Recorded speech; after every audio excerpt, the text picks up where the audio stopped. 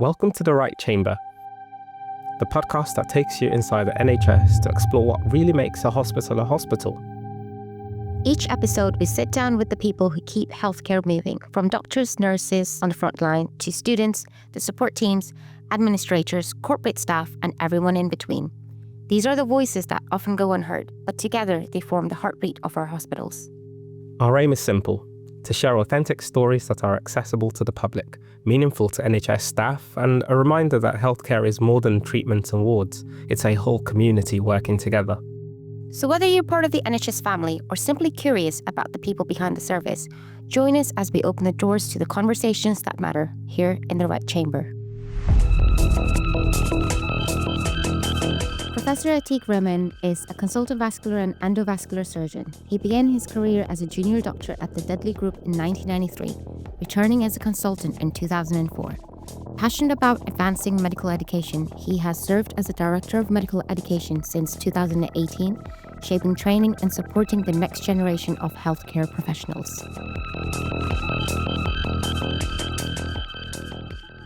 Welcome back to the Right Chamber podcast. My name is Jaspreet. My name is Victor. And today we have our boss, actually, Professor Atiq-ur Rehman. Thank you. Especially exciting episode with you, Prof. Rehman. Let's start by learning a little bit about you. So tell us a little bit about yourself. Okay, thank you very much. I think he's been waiting for a little bit long. I know you have been asking me for some time. You've been begging. And here we go. So about myself, I qualified, did my basic medical degree from Pakistan. I came into this country in the early 90s. In fact, my first job as an SHO, in those days used to be SHOs, was in this hospital, Russell Hall Hospital. And then carried on my basic surgical training. And then after the basic surgical training, I went on to do my master in vascular medicine in St. Mary's. And that's where I spent some time with Professor Andrew Nicolaides, and came back to West Midlands, got onto higher surgical training program. And then I finished my higher surgical training in 2003. And in 2004, I was a consultant, at that time, general endovascular surgeon. So that's where you most probably my very brief medical career in this country.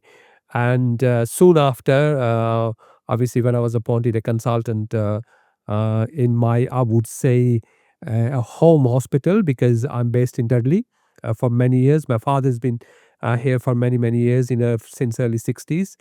And so I don't think really there could have been any better place for me to find a consultant job. So I started my practice, but I always had I would say, passionate for teaching and education, even when I was a higher surgical training doctor. And I think into my first year as a consultant, my mentor, and I must say the consultant who really inspired one of the consultants to become a vascular surgeon was Ron Grimley. And he very sadly died with a massive heart attack. And he again had a great passion for education and training. And in fact, he built this North Block in the Russell Hall Hospital for undergraduate medical education. And that's how the name stands at the moment, following his death. And I took all the responsibility in those days as a clinical sub-dean, and then later on head of academy. And so that's where I am. Wow. So we've taken over your office right now. Yeah, I had one office, and then I had another office. Don't forget, we only had one initially clinical teaching fellow, and currently we have 8 clinical teaching fellows. So I'm pretty sure they need more space, and that office is better served for those clinical fellows, teaching fellows. So we know a lot about you as a vascular surgeon, and we saw some footage from back in 2005 about a project that you started. Do you want to tell us a little bit about that? So I think what happened, to be, as I said before, my basic medical education was from Pakistan. I really saw a great suffering of people and how they are deprived of very basic healthcare facilities. And when I was obviously was in school, when I was in a college, then I was in a medical school, and I saw all that happening. And I can really tell quite a few stories. I mean, how the people could not be transported uh, back from the hospital to their home even after death, because you have to find the transport. And the people had more worried how would they take the bodies back to their home rather than somebody very close to them has died in the hospital, maybe even after acute appendicitis, or even giving a young lady giving a childbirth. So those sort of suffering was always in my mind. And of course, when I came here, I have to look after my family. Very fortunately, I certainly had two children. They're all qualified, and they are medics as well now. And at that time, I had to look after them, and my wife. And once all this obviously settled down, and I became a consultant, and that's the time I said I've got to do something, need to give something back.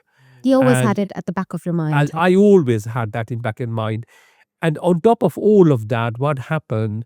My father suffered from a motor neuron disease. And that was really devastating towards the end of my heart surgical training program when I saw him in that state. Very fortunately, I would say he did not suffer a lot. He was acutely unwell only for 3 months, and very sadly, he died. And so when I had all that in mind, I said, and whenever, to be honest, I used to go back home. My brother is a doctor as well. And I used to see his suffering. And I said, we do a lot. We do a lot of operation to save people's life, but I can't do anything because of the nature of his disease, anything for my father. And as you can imagine how devastating that disease is. So that was really most probably the most important point in my life. When he died, I was absolutely, there was always something in my mind, but at that time I said I want to do something on his name. So I obviously set up a trust, Abdul Rehman Memorial Trust, that's the name of my father, and I started to raise some money. And would you imagine, I raised almost £1 million, Wow. in 5 years. I started the project in 2005, as you just saw the clip. And I would say within 5 years, I built up a hospital. And a lot of people could not believe that hospital could be built and equipped, I would say, for the basic facilities. I'm not talking about very high fancy CT scanners and all that, but certainly a good X-ray machine, ultrasound machine, and this and that, with £1 million at that time. And I did that. And that's the way how it all started. Wow. And at that time, it must have felt like such a big dream, a whole hospital. How do you gather the motivation to just say, this is something huge I'm about to embark on, but I will just go for it? Yeah.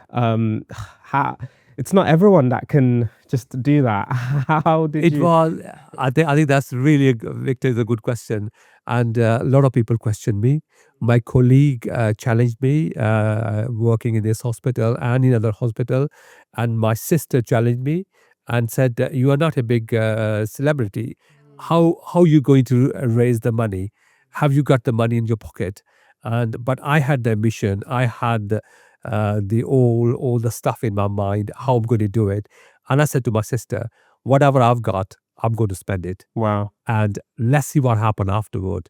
But it was such a huge thing. And over the 5 years, I must say, in this country, there's a lot of community from that area where I come from, live in this country in various towns and centers like Birmingham, Bradford, London, so many places.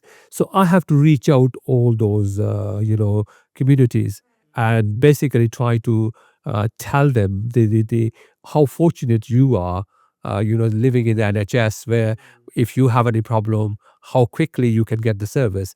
But look at your relatives and look at your old friends and families who are living back home. They don't have these facilities. They didn't have the privilege to So have. can we do something for those people, for your families? and they were all very sportive, and you can see, and that's the way how. Yeah. So it's not just a lone man journey. You got other people to tap into your vision and see what you wanted to do and see the benefits that they can just create for those who didn't have. That's sort of the whole vision I had to create when I was doing fundraising. Various dinners, various walks, various games. We had some cricket matches as well. So there's so many different type of stuff we were doing, and that's the sort of things I was trying to tell people why I'm doing it, and how would you see the benefit in that community. And you can imagine the saving lives from simple stuff. And I never ever try to go say we're going to go for a very advanced healthcare facilities, maybe cancer facilities. Maybe that could happen, but certainly I was talking about the childbirth. Yeah. What is the maternal mortality? When a young lady gives a childbirth, I mean, it's astonishing. One of the worst, most probably in the world. 1 in 16. After every 16 childbirth, maybe a woman or a child will lose their life. That sort of stat, and then dying from dehydration, dying from infectious diseases. So having to travel from that remote village, from that place to a tertiary care center, which is the closest is Islamabad or Rawalpindi, is a quite a distance, and the people may die. So why not we just provide them the basic facilities and then ship them, to a tertiary care center? And that's exactly what's happening now. We are not really doing most probably a very advanced healthcare, although there are some advanced healthcare facilities available like dialysis now in that place. However, the emphasis is on maternity, and emphasis is on emergency care, and then transport in an ambulance a patient to nearest tertiary center. So just to clarify, Bewal is a small town or a city? Yeah, it is a small town. It is a small village, I would say. It's about, I would say, 50 miles from capital Islamabad. The roads structures is much better now than maybe it was 10, 20 years ago. So it takes about hour and a half. However, in that surrounding, from the major center, there is no major other bigger hospital. Although there are some other government facilities, what we call Tahsilat Quarter Hospital, but they still lack some of the facilities maybe this hospital could provide. And just to be clear, this hospital is not completely free for everybody. However, because I don't have any funding, to support this completely. However, I wish it was a completely free, but we do support maximum number of people, with the free treatment, the one who can't afford. Of course, the people who can afford, And they have to They pay. should pay. Mm. Yeah. They have to pay, and they do pay, because otherwise they have to travel. The travel cost Yeah. and all the other costs are there. So in that sense, there's a lot of saving is there, and it's in their doorstep. Yeah. And if you look at like the impact of this, the obvious thing is the saving of lives, but it's a lot more than that, because it's creating job opportunities, it's creating training opportunities for people who are learning, and that will then have downstream effects on the whole community around that area. So it's not just even the saving lives, it's a lot wider than that. I mean, did you imagine all the impacts? Absolutely. The one thing, obviously, which I'm struggling for over, I would say, this hospital was opened in 2010, and it's almost 15 years now. The operational side of the hospital is about 30 to 40%. 60%, like primarily inpatient facilities, are not there, and again because of the limited resources. So if I have more resource, so certainly I will equip and I will do all the funding. So there's a lot of potential there in the hospital. The services, which I must say, I'm very proud of it. Like, there are 32 patients currently in the hospital getting dialysis, and Wow. that is completely free. And we don't charge anybody. We do have a eye up surgery service to a lot of patients. on a daily basis. We have a optometrist. He obviously sees and screen all the patient, and the patient who need cataract operation, the surgeon comes, and again, that's free to everybody. We have a gynecologist who does the maternity service, and she is again on call 24/7. If there is any emergency cesarean, she does the service as well. We got midwives, and then we have some specialists who coming from Islamabad and Rawalpindi, like the cardiologist and the gastroenterologist and nephrologist who looking after, all those patients. However, I would like to expand those things. The other thing which we really do and is very fascinating, where I get more involved, is since 2014 we have a hernia team, international hernia team. We go there every year, and over 5 days, 4.5 to 5 days, we almost do 100 hernia operation. Wow. I've actually seen that on Instagram. Yeah, and that's completely free. And Wow. that's, everybody, a lot of people now wait because we do during that time, very limited, but if we have an opportunity, we do cholecystectomies, we do hernias, and again, adult and children's herniatomies. So all those things are done. In spite of all that, we had various camps, medical camps, off and on, gynae camps, and those things, are very well. So do you invite people from like other countries to come and so that's good training opportunities as well? So whenever we have those camps, there's a lot of local trainees, from the local hospital, like from Rawalpindi and Islamabad. They join, and they have a great opportunity to watch the surgeon across the world. Yeah. Like this time, we had a surgeon coming from New York, and she was there. And then over the years, we have surgeons from Australia, from Austria, Wow. from Turkey. So there's a lot of people, and certainly we have the surgeon from this country. And again, some of the trainees, go from this country as well, and they participate in that hernia camp. Wow. It's fascinating. Wow, very fascinating. And this isn't the end of the vision, isn't it? There's still more that's in the Yes. pipe works, or the dream hasn't stopped. The dream, I don't think the dream will ever stop. And I don't think really the dream should stop. Anybody who wants to be part of that sort of job, number one, it gives you a great satisfaction to you. In spite of my very busy life, you can imagine in this place, I continue to do the work before the end of the day. The early morning, the first phone call goes to my admin staff over there, and then see what's happening. And my wife is heavily involved.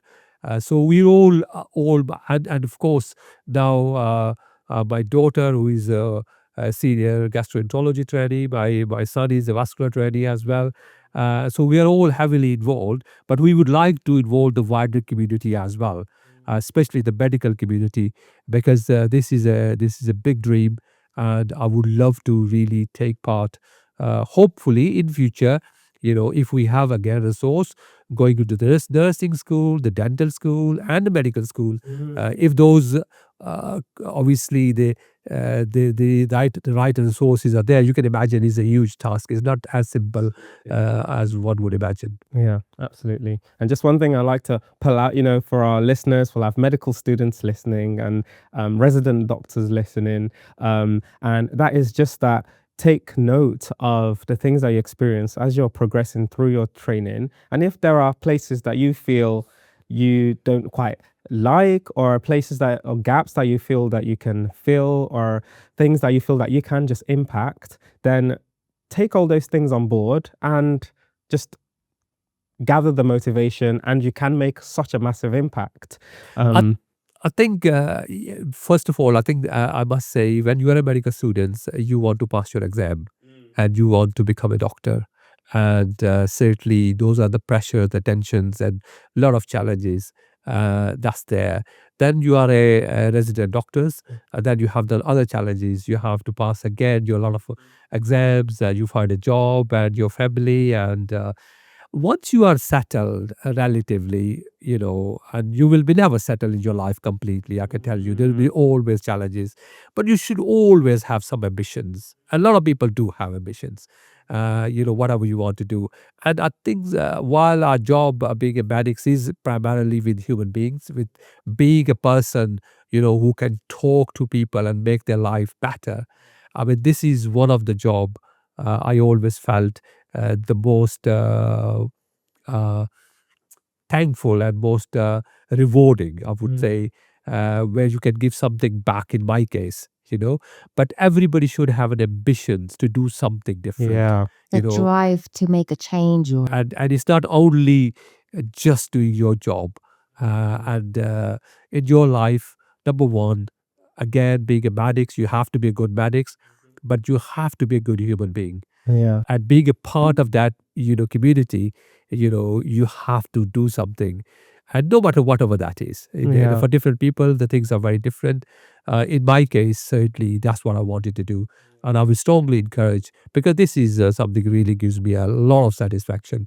And getting somebody's better from their illness, trying to help somebody and to relieve their symptoms, relieve their pain, and relieve their suffering, all of that, is amazing. Yeah.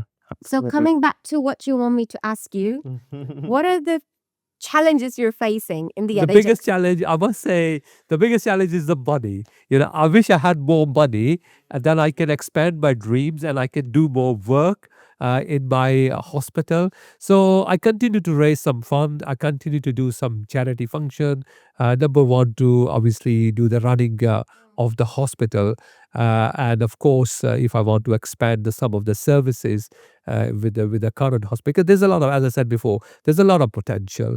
I have been talking to people whether I can make their transplant center, because we already have patients like a renal patient who are having dialysis. If somebody need a renal transplant, whether that could, because we have excellent theaters, the state of the art, and we've got the wards, and we got some critical care facilities.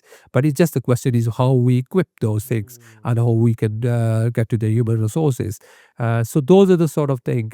So I will certainly leave my contacts, my trust, my charities is a registered charity in this country, and we will leave the contact.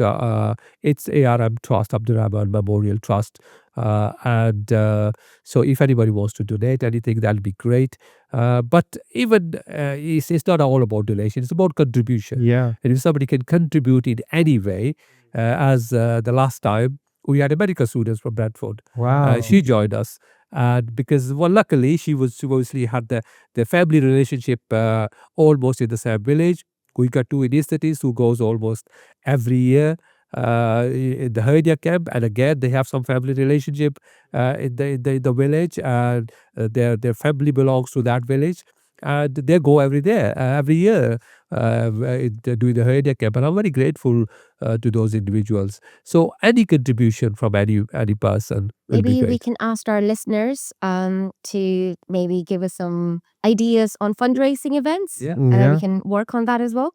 Brilliant. Great. So any ideas on fundraising, or that will be wonderful. So any contribution will be great, and that will be really good. Brilliant. We'll make sure to include all those details in the descriptions on the various platforms that we release this podcast.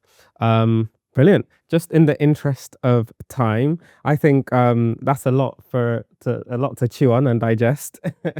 That's a lot. Maybe we will have another day of the hospital life in Russell Hall, and because I very briefly, you know that I really do have a passion for education and the training, and being in the job as a director of medical education is a really privilege. I must say, to work in this hospital, I have a wonderful support from my every staff member, from my own department, from executive team, and that's most probably one of the reason I continued in this job over many years. And I love seeing my medical students here when I got involved in their teaching, and now obviously I'm old enough to see them as a senior trainee and sometimes even a consultant. Wow. In different areas, and it's fascinating. And I think one of the job which I would certainly encourage all my colleagues and everybody to teach medical students, because teaching medical students is very rewarding, and the medical student never forget their good teacher, whoever have taught them. And being a good teacher is absolutely wonderful. Of course, with our clinical jobs, we have to do our clinical jobs, because that's the way you become even a better teacher, I would say. And that's fascinating. Yeah, absolutely. So maybe we can bring you back for a part 2. Yeah. I will be delighted to do another part 2, and maybe we will explore a little bit more about what's going on In the teaching world. Teaching world. in the teaching world and the clinical world as well, Yes. because everything really is very important, And at the end of the day, we all here. And whenever I do induction for medical students or for resident doctors, I say we're all here for patient. Yes. If there was no patient, which is never going to happen, because that's the way how our body is. So we get old and we will have some disease. So, but if there was no patient, there'll be no job for us. For most of, not only for doctors, for nurses, for other people. So just remember, we're all here for patient. So we Absolutely. can talk a little bit about the human factor as a doctor and, well, just clinical A stuff. lot of things. Yeah. Being a doctor. It's very important to be a good doctor. Good doctor. And Absolutely. it's very important to be a good person. Yes. Yeah. They both go hand in hand. They go very hand in hand. Absolutely. Because I love it to be a doctor, but I love it more when you talk about being a good person. Okay, because that really makes the life so enjoyable. Yes. Yes, absolutely. And we will make sure to delve into that in the part 2. We'll leave our listeners in anticipation for now. Thank you. Right, so that comes to the end of the podcast. Thank you so much, Prof. Rehman, for Thank you very coming on much. to the Right Chamber podcast. It has been a wonderful time learning about you and the hospital, and we are looking forward to the next time. Yeah. And the place is called Bewal International Hospital. The Bewal name is a town where I was born. That is a We'll Bewal. put all the details in the caption. Yeah. Thank you. Brilliant. Thank you. Thank you for all our listeners. As always, do interact with the videos and the audio file. And if you'd like to participate, definitely reach out to us as well, and we will get back to you. All right. And please don't forget to give us some ideas for a fundraiser, please. Brilliant. So, signing out. Remember to stay connected with us on social media. Follow us on Instagram and TikTok at RGUCMS. And subscribe to our YouTube channel, RGUC Media, for more exclusive content and updates. Thanks for tuning in to the Right Chamber podcast. Until next time.